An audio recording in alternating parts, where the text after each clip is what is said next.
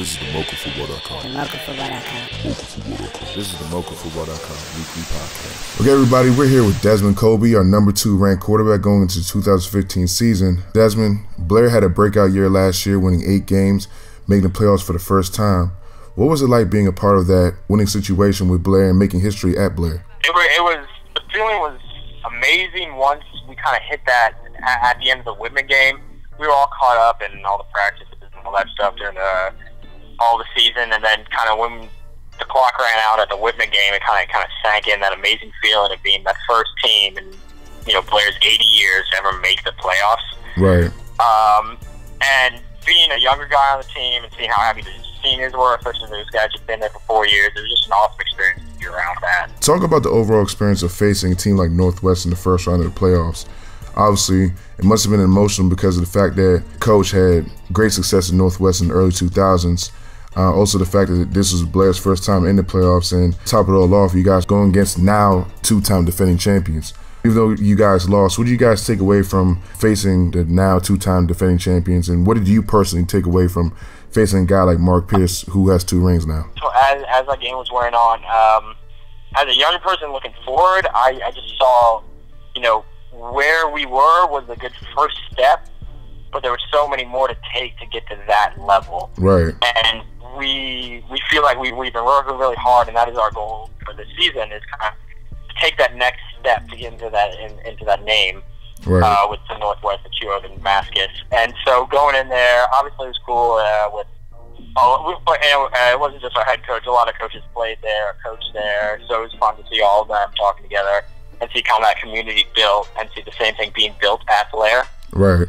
And obviously it was a really hard loss. It was not something that was fun, but it was also something that we took a lot away from, that especially the young guys, it was something that we were able to learn from, right, and to kind of put into our off season and to put into to work that much harder, right, for the upcoming season.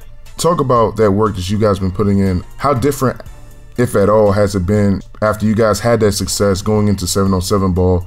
Are you guys embracing the fact that you guys, the target might be on your back? You guys might be the hunted now, or are you guys still going at it like, hey, we're kind of still the unknown underdogs that people are kind of overlooking? Yeah, I feel like we're still going after that. It isn't that mindset of what everyone is talking about, but we still think there are people out there who don't believe in us yet, because we did accomplish a lot last year, but we went to the first round of playoffs, and it was a really hard loss. So right. We feel like we did some good things last year, but we feel like some people don't truly believe or see what this team can be. Right. And what the future is looking like at Blair.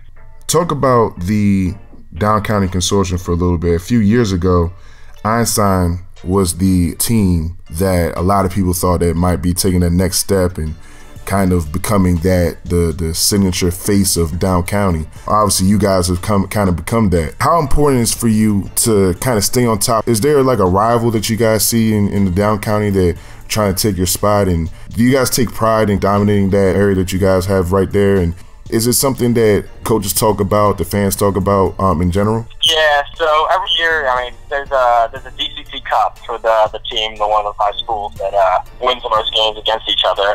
And so that is always, going into the season, we set our goals, where we want to reach, where we want to be. Right. And that is always one of them, is to be undefeated in the DCC, to beat all those other schools. It's kind of nice because all the schools are real close. You know a bunch of people at all the schools. Right. And obviously there are rivalries building up just because you know other kids at those other schools. Right. But yeah, it's I don't know if it's a rivalry per se, but it's a group we fit in, and it is one of our many goals to win that DCC Cup, to not lose a game. Right. Just talk about the 4A East in general. Traditionally, Sherwood and Paint Branch have kind of been on the top of that division. You guys had close games with both of them last year. Obviously you guys probably gained confidence from those games even though you lost. What is the next step for you guys to maybe take over from Sherwood and Paint Branch? Is it in the trenches? Is it physicality? Is it speed?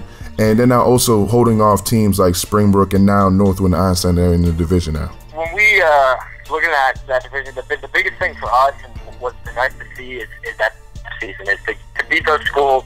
We realized that we were getting close, but that extra thing we needed was to be bigger, faster, and stronger.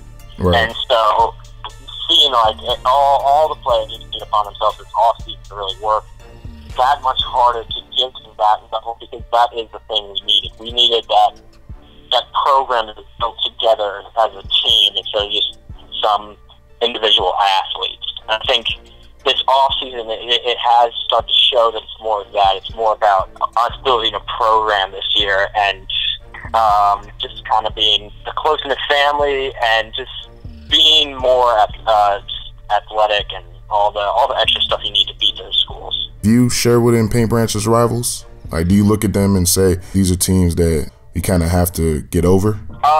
Yeah, we look at all those schools on that level as, you know, and part of that taking that next step from last year, from this year having to beat those schools, to get into that, to give them that name, for people who truly start believing in Blair, what Blair is building.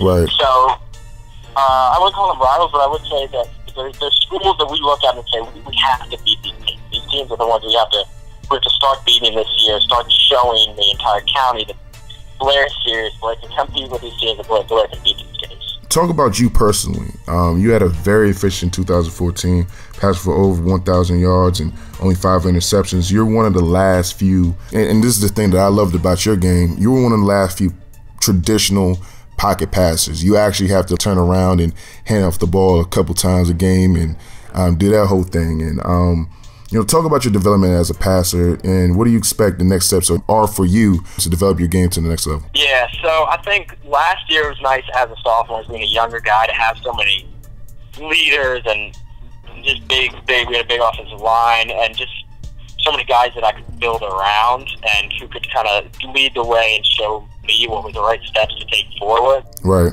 And so for me, this off season was, of course, working on mechanics and all that stuff, but also becoming more of a leader on and off the football field for the rest of the team to follow. Right.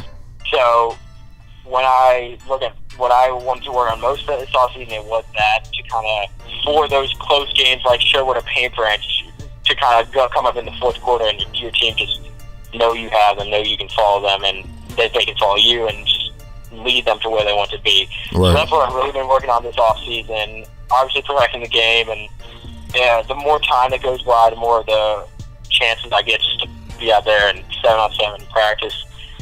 My game itself is progressing more and more, but it's great just to be around all these other guys who push you as hard as they do, right, and who just want each other to succeed. And that's really what I have seen, why I have seen myself grow is through that. Talk about having a guy like Josh Volk coaching you, a guy that had a lot of success in county in the past, did some great things. Talk about having a guy like that, doing some of the drills day in and day out with him, and what's the biggest piece of advice that he's giving you?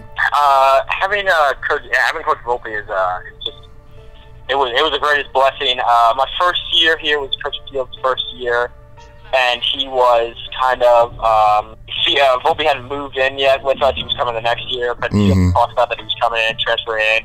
Field was the quarterback that year. Right. But having Volpe come in the year after for the first year that I was starting was really just a huge blessing, because he was a guy that played the position, played in the county, and completely excelled at it. It was not just a good quarterback, but a great one of the best. Right. And so having him there, having him know what to go through, having him gone through everything, and having him just be such a, he knows the game so well that it's easy to be taught by him, because I can understand more just from his knowledge and from his passion for the game.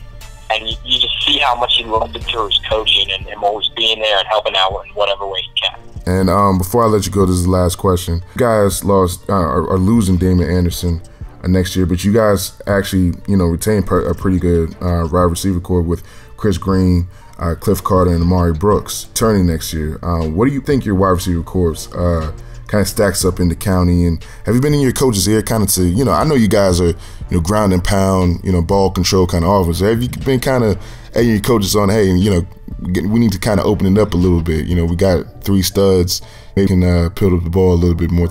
Yeah, we kind of are progressive for it, and we want to do a little bit of everything, because we do have a lot of athletes just around the perimeter, and we feel like we're really trusting our big guys too next year.